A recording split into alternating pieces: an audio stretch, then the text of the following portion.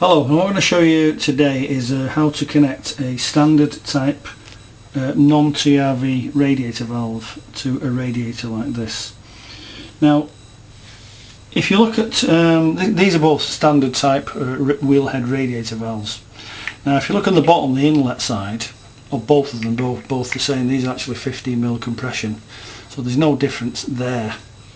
The difference in these two type of valves is on that one you've got a tailpiece which goes into there with another 15mm nut and olive connector on that side as well, so these are actually identical, so they can be fitted that way or that way, that way or that way.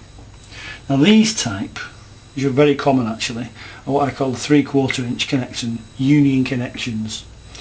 So the tailpiece is different in that it's got a 3/4 nut on a union face which connects up to here. Now I've already put the tailpiece in here, screwed that in, PTFE'd it and screwed that in. I've put the nut on the olive off the valve on here already, so that's already on ready to go. So before we actually fit this type of valve, what we need to do is get some Boss White, which is sealing compound, and get some on your finger and just wipe it around the inside of the union face just to soften it up like that. Just get some all the way around there. Don't get it onto the threads, cause that's pretty pointless. Just get it on the inside of the union face. Now once you've done that, the next thing, you just drop the valve over the pipe like that and finger tight, just finger tight that connecting nut. Do that first and you can see it'll swivel about. So that's loose still. So swivel it up, swivel it round, sorry, and just align it up with the valve like that and then screw on the nuts. Now that's kind of held in place now, but it's only finger tight. Now I always believe in doing things back in stages, tighten up evenly. So first thing to do is using the rad spanner, the 1/2 inch end, just not too tight, just tighten up a little bit like that, so it's just gripping slightly. Now the next thing we need to do is tighten up this nut here. So we're going to put the rad spanner on top and push that downwards. Now, as I said before, it's critical that we hold this valve steady. Now traditionally most people would use footprints, water pump pliers, mole grips, things like that. Things that actually grip into the metal of the valve. Now if you look at the valve there, you can see it's a chrome finished brass body.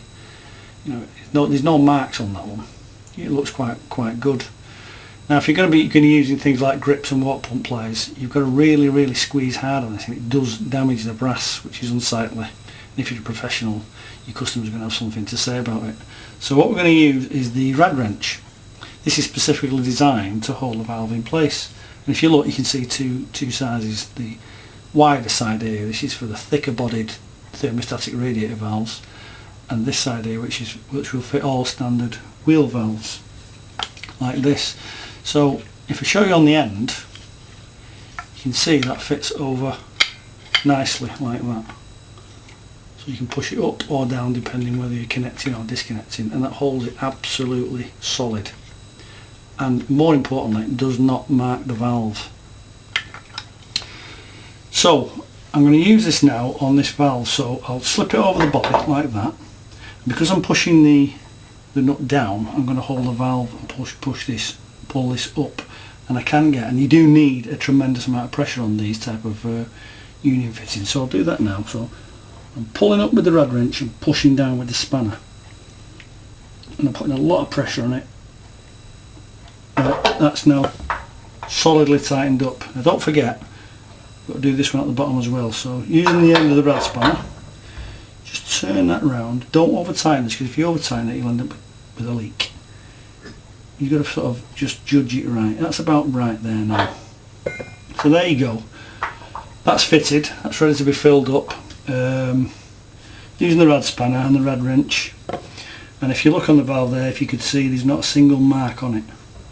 So that's a job successfully done.